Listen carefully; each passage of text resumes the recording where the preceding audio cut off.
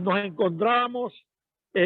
La primera pregunta antes del saludo era, por ejemplo, decir o preguntarnos entre nosotros quién sabía quién era Pilar Ternera, por ejemplo, que cuántos hijos había tenido, que quién era Apolinar Moscote, o por ejemplo, de pasajes como aquel famoso pasaje en que su abuelo lo llevó a conocer el hielo. Todas estas cosas afloraban permanentemente en un juego constante entre nosotros en la Universidad Nacional. Posteriormente pude tener un encuentro a instancias de el compadre de García Márquez, Eduardo Márceles Aconte, y de Roberto Montes Matiús, en el marco de un encuentro iberoamericano de literatura, de letras de la Academia, en la Academia Colombiana de la Lengua, en donde García Márquez participaba con todos los académicos y pudimos ir a saludarlo. Él nos permitió 5 minutos de conversación, que más que todo fue un saludo, ya que se encontraba, y recuerdo muy bien, se encontraba conversando y riendo a carcajadas con el escritor Juan José Arreola, que participaba en ese encuentro, y con Manuel Zapata Olivella.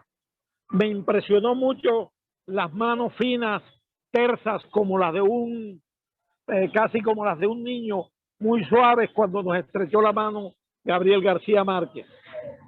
Luego, acá en Cartagena, tuvimos la posibilidad también en el centro de convenciones tener un encuentro con García Márquez, de los cuales conservo una fotografía que no sé si Felipe nos deja compartir allí para los compañeros de punto de partida de esta tertulia. En ese encuentro con García Márquez fue un encuentro con jóvenes, en donde allí está el poeta Salas, muy famoso acá en Cartagena, en donde pudimos conversar con él, hacer y recibir algunos consejos sobre la disciplina y las lecturas que debíamos tener con el Nobel de Literatura. Este fue uno de los 2 encuentros los cuales yo escribí en una nota que aún no he publicado y que algún día podré hacerlo, ojalá en punto de partida. Quería compartir con ustedes esto, un recuerdo, una emoción, una nostalgia y una euforia tremenda por las lecturas y el no merecido, entre comillas, para él, Premio Nobel de Literatura que se disputaba con en aquella época con Graham Greene y con algunos otros escritores de gran reconocimiento, y en contraposición a Jorge Luis Borges, que estaba candidatizado cada año para el gran premio al cual aspiran los grandes escritores en el mundo. Un abrazo y muchas gracias, Tomás. Gracias, Álvaro Monterrosa. Gracias por compartir esas experiencias. No sé si alguien más quiere compartirnos su experiencia, algunas reflexiones.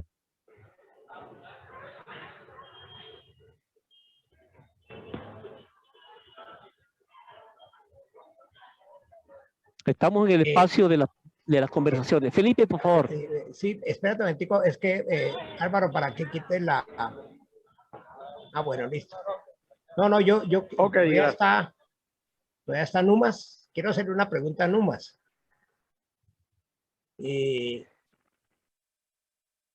Numas, ¿todavía estás ahí? Sí, Numas está, sí está, Felipe. Bueno, Numas, es que he escuchado que García Márquez decía que 100 años de soledad era un vallenato escrito. ¿Tú qué opinas de eso, de esa anotación? O sea, digamos, al leer, al meterse uno dentro de la obra de García Márquez, en especial las 100 años de soledad, uno encuentra realmente el vallenato. Sí, claro, uy, eso está untado totalmente de esa música y sobre todo de uno de los personajes de los aurelianos, que es el último ese que participa en la matanza de la bananera, de las bananeras, y recuerda que él era el que tocaba el acordeón y estaba embrujado con Francisco el Hombre, le decía siempre Úrsula a su hijo, un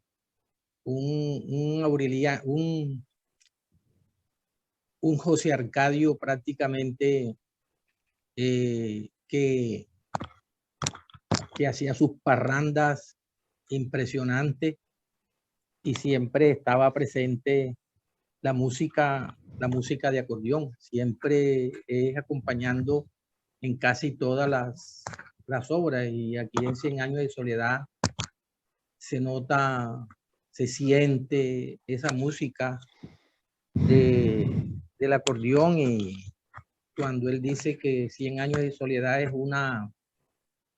un vallenato de 360 páginas, pues a mí me parece que lo hace como un hombre de realismo mágico para darle mucha importancia a la música popular, a la música colombiana y del Caribe.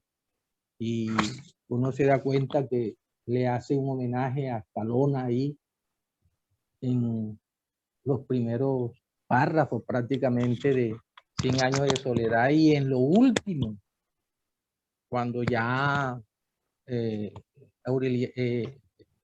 gran Mauricio de los Buendía se va a la última plaza donde están escuchando las músicas esas, y él se abre de pecho diciendo que todos los amigos son unos hijueputas, porque lo dejan solo. Entonces, así hay, dice Pedro, ahí la música se siente, la música está presente, y no solamente en 100 años se da, sino en casi todas las obras. Yo creo que Tomás, así como en el General en su laberinto con su hamaca, siempre está presente la música vallenata allí. Ahí él fue el primero, por ejemplo, que inició un festival vallenato en Aracataca, y allí fue donde se desprendió en el año 67, creo que fue, para poder desarrollar después el Festival Vallenato en 1968. Entonces, yo creo, Félix, que la exageración garcimarquiana es un vallenato de 360 páginas, es muy real, y parece que la música se ha tomado ya el mundo con esas expresiones, y parece que también universalizó el sobrino del obispo como es Rafael Escalona. Entonces sí creo, Félix, que en su obra, no, cualquier cuento que tú de pronto leas, ahí está presente la escritura y la música. Inclusive hay veces que uno está leyendo y parece que estuviera oyendo la canción. Cuando uno se sabe todas las canciones o ha escuchado mucho de la música vallenata que lleva impregnada en uno, parece, inclusive hay partes de la obra de Gabo que refleja también a ese compositor ahora de moda, el ciego Leandro, donde el amor en los tiempos del cólera lo encabezan esas canciones vallenatas de Leandro Díaz, esa de Matilde Lina, que el rey está considerado. Todo eso cuento lo lleva García Márquez allí, y parece que le da una fuerza descomunal para poder hacer la creación también de su obra. Entonces yo sí creo, pues sí, que con esa exageración que él tiene, en una metáfora grande, no creo que solamente 100 años, sino toda su obra es un vallenato de 360 páginas. Numas, ¿sí me escuchas? Sí, sí, claro. A ver, una de las, volviendo al otro tema pues, del conversatorio que tiene que ver con el periodismo, es que pues algo, pues que el otro contertulio pues de pronto no tuvo oportunidad de hablarnos, fue García Márquez y la política y el periodismo, porque García Márquez fue el gran benefactor de la revista Alternativa. Y él escribió en la revista y también tuvo que ver con la revista Cambio, la de esa época. Y una de las razones por la cual pues, García Márquez sale de Colombia en la época pues, de Turbaya y Ayala, cuando comienza pues, el Estatuto de Seguridad y cuando comienza la persecución pues, muy grande después del robo de las armas del M-19, es que a García Márquez pues, ya prácticamente lo consideran que es el líder y el que financia al M-19. Y la verdad es que lo que dicen muchas las personas periodistas que tenían que ver con la revista Alternativa es que efectivamente García Márquez lo estaban buscando, lo iban a detener y es más, hasta corría peligro la vida de él, porque lo que pensaban los militares era que él era la cabeza del M-19, no era tanto Jaime Bateman, era García Márquez. Entonces, sería pues interesante ver, digamos, y qué opina en este momento, pues lo que quedan sus deudos, sus hijos, si en alguna oportunidad García Márquez, porque la verdad es que yo no he escuchado y no he leído que García Márquez comente esta circunstancia pues terrible que tuvo en su vida. Y lo único que comenta pues fue eso, cuando pidió asilo y se fue para México. Y cuando lo dijo pues que era por persecución política. Porque efectivamente pues García Márquez, siendo periodista político, tuvo una gran injerencia en la política nacional. Y en este momento, pues dado que tenemos un gobierno donde el presidente fue militante del M-19, pues vale la pena recordar esa situación a propósito de los 40 años del Nobel, ¿no? Sí, sí, sí, sí. Feli, lo que pasa es que en toda la escritura de García Márquez también es un proyecto político, digámoslo así. No creo que sus obras no estén untadas de política. Si él está viviendo constantemente todo el problema de la violencia, todo el problema del narcotráfico, todo ese problema, pues él lo narra ahí y lo narra en una forma política.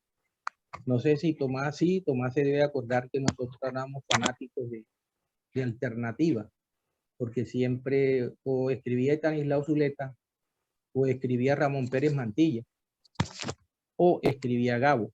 Y creo que nosotros tenemos, o Tomás, yo no sé, yo creo que tú debes de tenerla, toda esa colección de Alternativa. Y después de la división de Alternativa entre Santos y Enrique Santos y cómo es que y Orlando Valborda, cuando se planteaban que primero la teoría y después la práctica, o primero fue la práctica y después la teoría.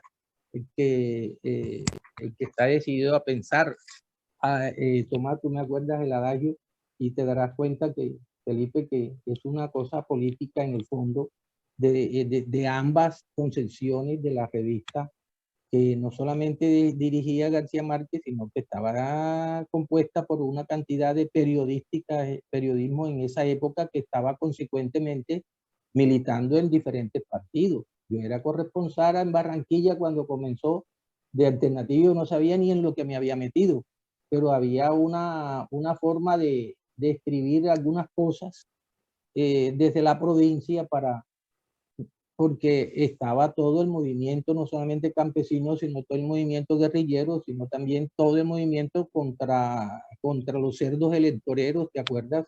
Que sin embargo, las posiciones de García Márquez también eran luz, también eran posiciones de izquierda, no solamente latinoamericano, sino mundial.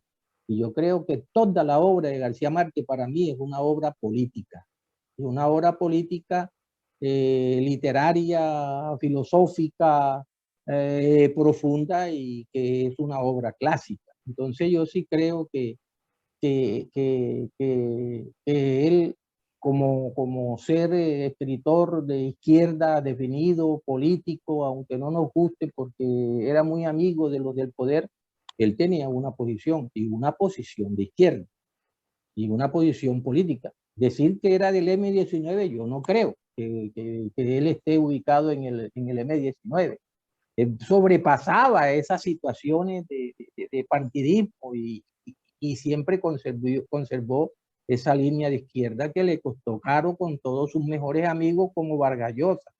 Primero uno de derecha y el otro de izquierda. Y me parece que con esa obra que 100 años de soledad, tú sabes que comienza es con las guerras, y comienza es con el problema del pueblo colombiano que el coronel Aureliano peleó en tantas, creo que en más de 30 guerras, y no ganó ninguna. Entonces es como allí el hombre, el escritor, toma el mundo real, lo lleva a la cabeza, y lo plantea en imágenes artísticas desde todas las posiciones que tú quieras ver. Eso que estaba diciendo Monterrosa es cierto. O sea, nosotros nos reuníamos en las colas de la cafetería una hora antes para leer los cuentos y para leer, mejor dicho, se convirtió en un taller literario. Si tú te acuerdas, Felipe, las colas de cafetería se convertía en talleres literarios, leyendo las novelas y los cuentos y recitando. Por ejemplo, ¿quién de los que están aquí saben cómo se llamó la abuela de Úrsula Iguarán? Para entrar un poco de lo anecdótico y lo político aquí, Félix, dentro de la obra. ¿Quién? ¿Cómo se llamaría? ¿O cómo se llama dentro de la obra? La abuela de Úrsula. Para ver de dónde vienen, de los guajiros, de dónde vienen los de Cincé Sucre, o de este valle. Entonces, o de este lugar que le han llamado, y que los conmino a todos a que estudien la parte esa del País de las Aguas, donde también García Márquez hizo la crónica de una muerte anunciada y algunas otras obras. El País de las Aguas. Sería bueno que también investiguemos sobre eso. Pero Félix, yo no creo que él haya sido del M-19, así como que porque de pronto Petro está en el poder, o no, yo no creo. Yo creo que va más allá de posiciones políticas, y una posición política universal de izquierda. Sí, yo creo que de todas maneras va a ser un punto que iremos a trabajar más a fondo en una próxima tertulia sabatina, Numas y Felipe, Tomás, compañeros, porque da para ahondar mucho más en eso, ¿no? Sí, yo, Tomás. Jairo Lopera, buenas tardes, tiene la Yo, palabra. Tomás. Bueno, para hacer un aporte, se ha hablado mucho de García Márquez, tanto en la música, pero hay un aporte interesante, y es que García Márquez, no se olviden que estudió Derecho en la universidad, no lo terminó, pero comenzó de Derecho. Y a pesar de que Carlos Medellín menciona que García Márquez es ese genio de literatura que aborrece el derecho, por lo que él planteaba, decía que entre códigos y códigos lograban sobrevivir entre verso y verso. Hay un libro de Antonio José Cancino interesante sobre el derecho penal en la obra de García Márquez. Y cosas para mencionar, por ejemplo, miren lo curioso, él menciona el tema de la identificación del sujeto activo en Cien años de soledad, cuando se busca el autor de la muerte de centenares de pájaros en Macondo, que se logró capturar bípedo de pezuña herida, ¿no? Hendida.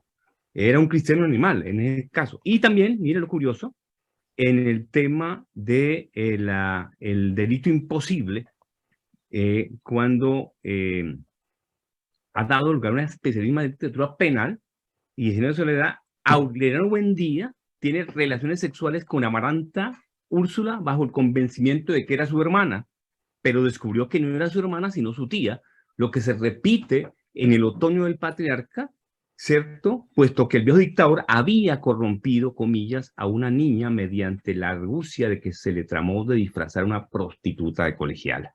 Fíjese que él no escapa a ese pequeño abogado que llevaba por dentro y lo transfiere en su obra, en muchos pasajes de su obra.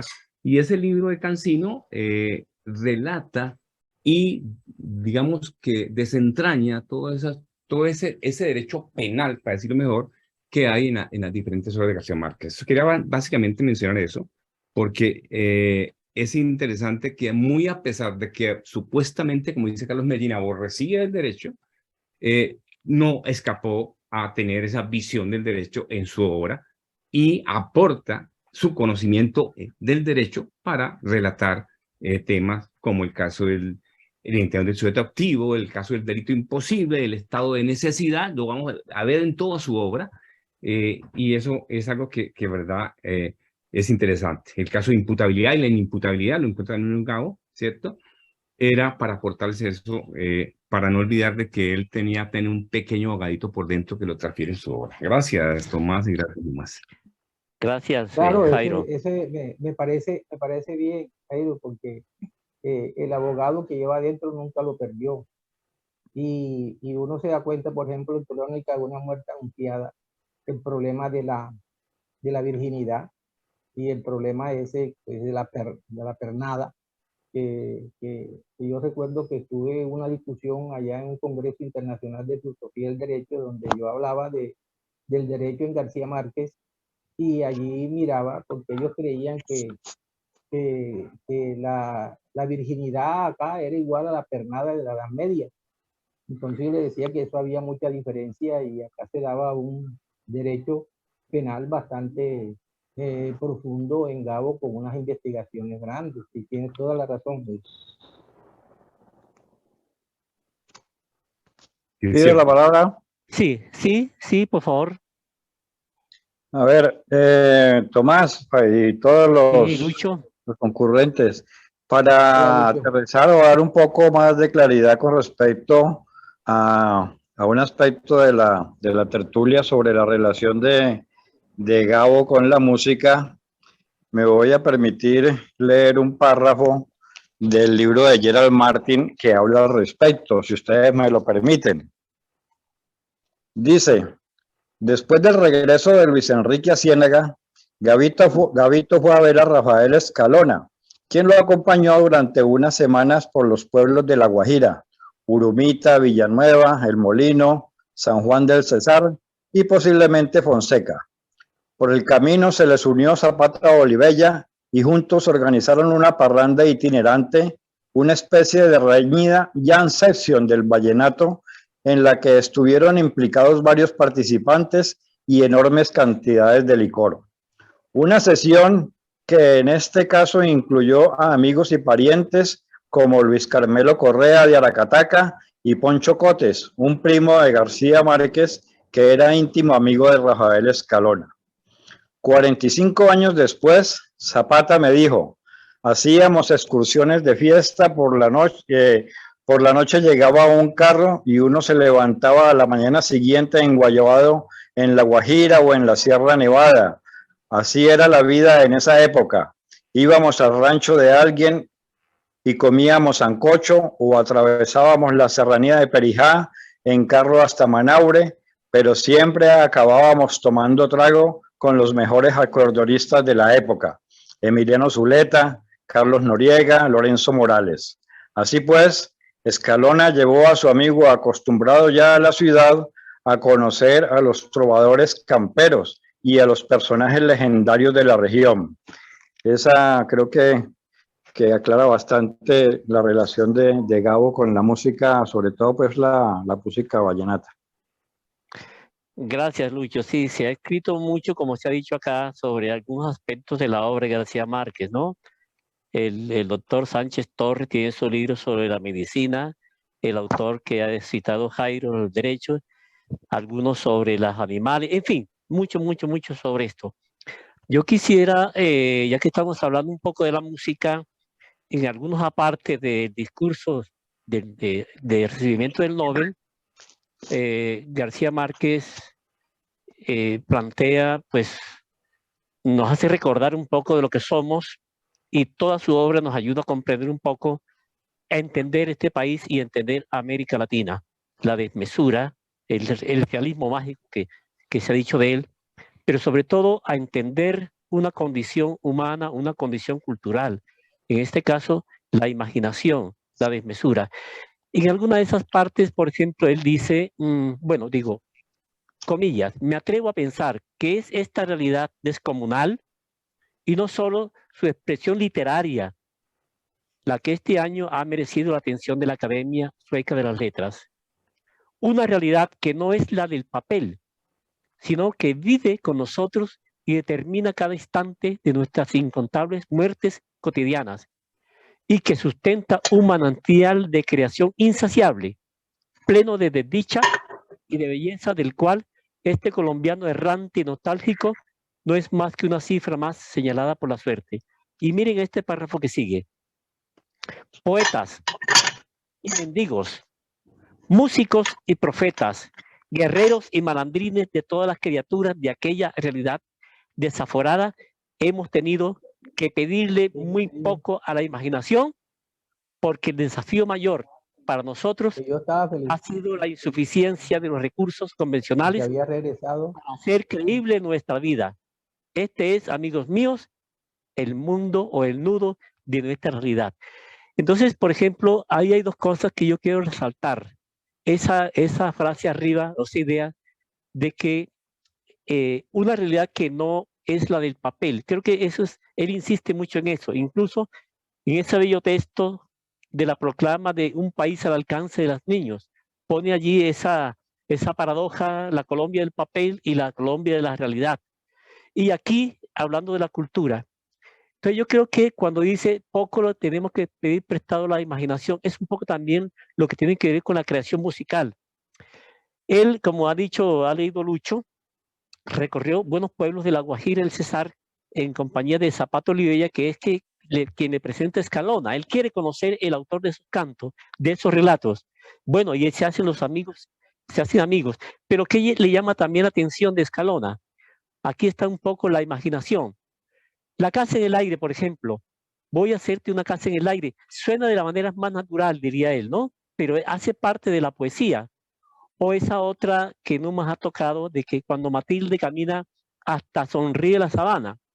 No, la sabana pues es una metáfora lindísima, pero ahí está. Entonces, esa parte que tiene que ver con la creación poética está en el periodismo, está en la literatura, y es lo que él dice que la recoge de la vida cotidiana del Caribe colombiano, que siempre, de la cultura popular, de la cultura popular, que siempre está presente allí, y donde el canon o la mirada cartesiana poco tiene que decir.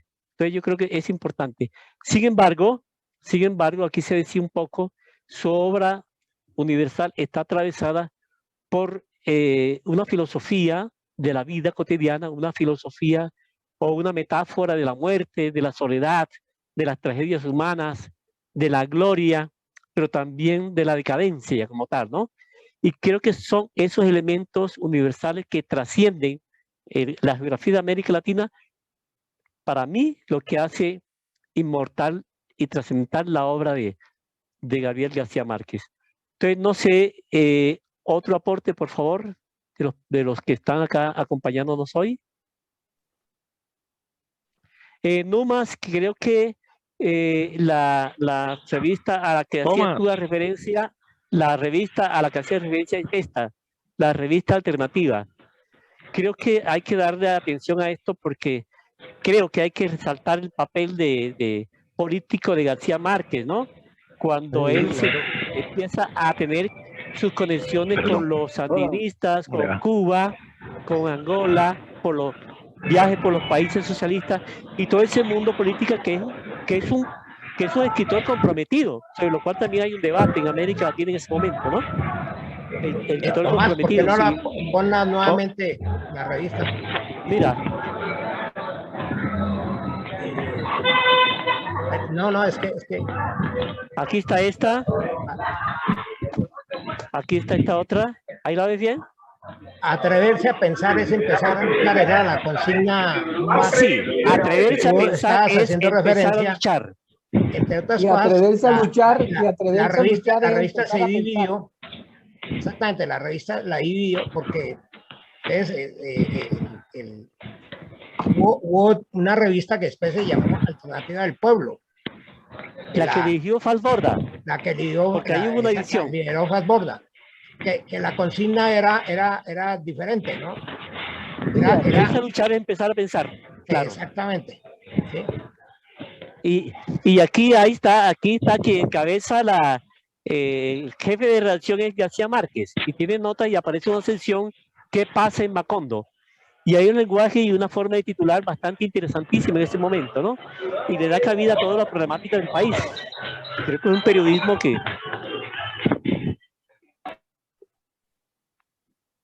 creo que es un periodismo que amerita hoy hacer una reflexión, ¿no? Sobre el periodismo comprometido de esa época de los años 70 hacia los 80. Sí. Bueno, yo creo que, amigos, podemos ir cerrando si no hay otra intervención que pueda aportar. Tomás, el nombre de la abuela de Úrsula se llama María Miniata Alocoque Buendía. Tranquilina María Miniata Alocoque Buendía. Figura, nada más figura una sola vez. Allí al principio. ¿En qué página está? ¿Dónde aparece, ¿En qué página está? En la primera página de 100 años de soledad, cuando Úrsula que se sienta en las brasas. Tranquilina María Miniata Alocoque Buendía. Eso me lo aprendí, Félix, en la fila de la cafetería de la Universidad Nacional. Cuando íbamos haciéndolo. Nosotros en una tertulia invitamos al rector de la Nacional, al médico Tomás. A Fernando Sánchez Torres. Nosotros le hacíamos, que él decía pues que las universidades ahora no necesitaban cafetería ni residencia. Le decíamos que la mejor aula que habíamos tenido nosotros en la Universidad Nacional eran las colas de la cafetería y las mesas de la cafetería donde terminábamos nosotros intercambiando ideas de todas las carreras. Que eso solamente se puede dar en una universidad que tuviera residencias estudiantiles y cafetería. Eso se lo dijimos a él. A propósito de lo que tú estás diciendo, ¿no? Sí. Era un taller literario, como decía Numa, ¿no? Ahí nos reuníamos a hablar con un libro en mano, a ensayarnos como críticos literarios sobre la última obra. Cuando salió, yo recuerdo, Crónica de una muerte anunciada, pues ese era el tema, eso duró como un mes. Nos reuníamos con el tinto, nos reuníamos en cafetería a discutir esa obra, ¿no? Y siempre que armábamos eventos, ahí estaba el tema. Dígame. Tomás, yo te agradezco si me dejas compartir un video. Sí, Álvaro. Pásalo. Felipe, por favor. Compártalo. Ya estamos por terminar la tertulia, ¿no? Sí, es como para el cierre. ¿Oíste? Es como para el cierre.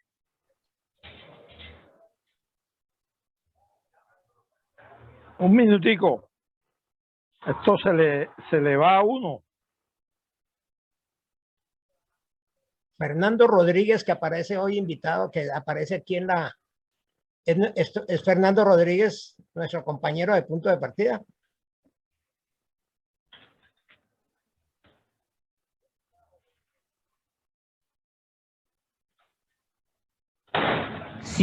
Sí es Fernando Rodríguez el ingeniero.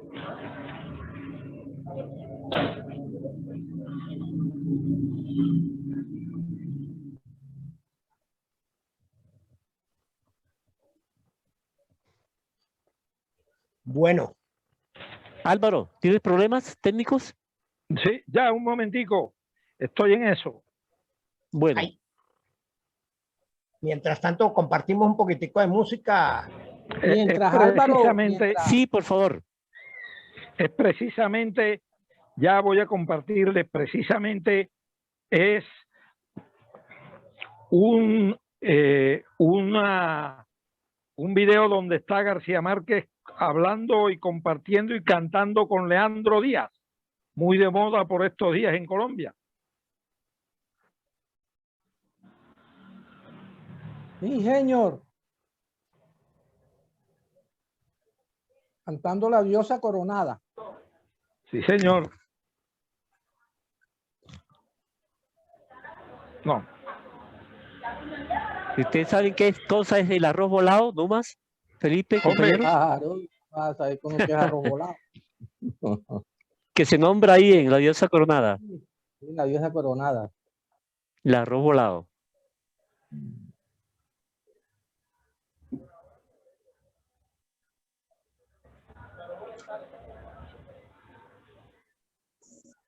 ¿Tú me te acuerdas que cuando dieron el premio Nobel a las 6:30 de la mañana, se lo dio Gozaín?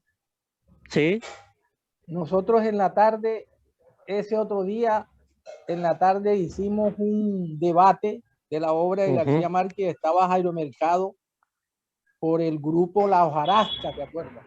en el auditorio de Ciencias Humanas, en eso. En el Colegio de Ciencias Humanas, yo todavía conservo Claro. eso. Estaba Roberto Ya. Montes Matiu. Sí, pero Y no has Edgar contado Sierra.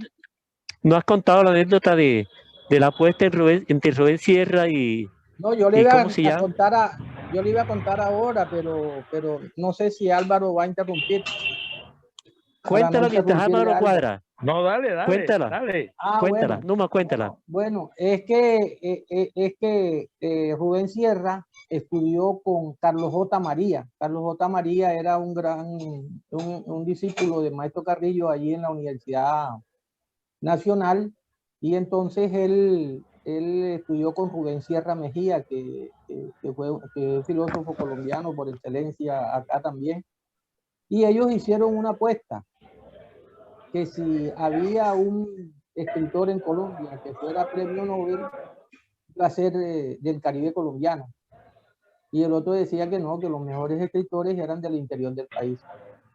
Entonces, cuando le dieron el premio a García Márquez ese otro día, me dijeron, mira, por ahí anda Rubén Sierra como loco buscando. Y digo, ¿y esa vaina? Entonces yo lo busqué y estaba en cafetería, y allí en cafetería me dijo, oye, pero temblando todo, no sé qué le pasaba, como yo quiero que me des la dirección de Carlos J. María allá en Barranquilla. Yo conseguí la dirección, se la di, no sé qué era. Cuando llegué a Barranquilla otra vez a pasar vacaciones, le pregunté a Carlos J. Oye, Carlos, yo vi a Rubén como descompuesto, ¿qué fue lo que pasó? Y dice, la perdió. Y digo, ¿qué perdió? La apuesta que hicimos cuando estábamos estudiando, de que el premio Nobel iba a ser, era del Caribe, y me dijo, ganaste en la apuesta, te debo el vino.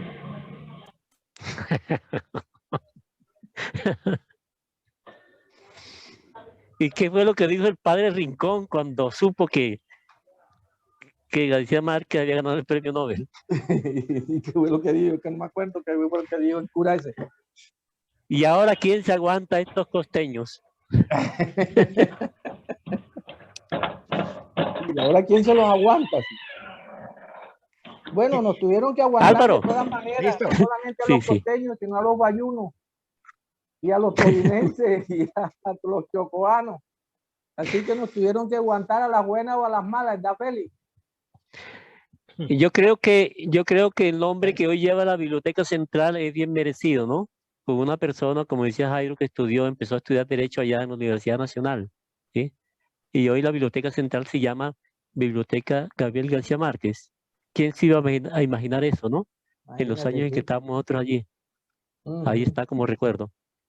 Álvaro, Bueno, ya. Tomás, yo creo que ya es hora de que cerremos. Sí, ya No, cerremos. lo que Estábamos pasa es esperando a que- Álvaro Monterrosa, pero parece que nos quedó viendo el video. Si quieres, Para la Bueno, próxima. Álvaro lo pasa a la próxima. si quieres pongo para cerrar una de las canciones que tú dijiste, es de Daniel Santos. El hijo del telegrafista. Sí, Vale. y con eso cerramos el Y con eso conversatorio de hoy. cerramos. A todos Esa. gracias por la presencia, por el acompañamiento, y los invitamos a una próxima tertulia, punto de partida. Un Pónganle abrazo muy amable a oído. todos. Pónganle oído a esa melodía.